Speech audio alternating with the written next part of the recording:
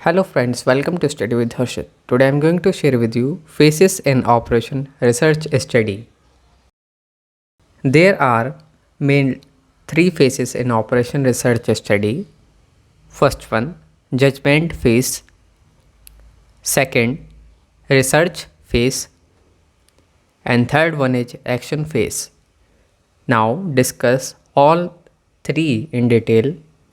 Judgment phase, determination of operation, determination of objective, determination of effectiveness of measures, determination of type of problem, its origin and causes. Research phase, observation and data collection for better understanding of the problem, formulating of relevant hypotheses and models, analysis of available information and verification of hypotheses, production and generation of results and consideration of alternatives.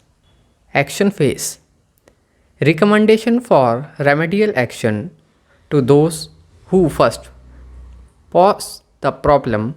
This include the assumption made, scope and limitations, alternative courses of action and their effect, putting the solution to work, implementation. Thank you so much for watching this video and don't forget to subscribe our YouTube channel Study with Harshit.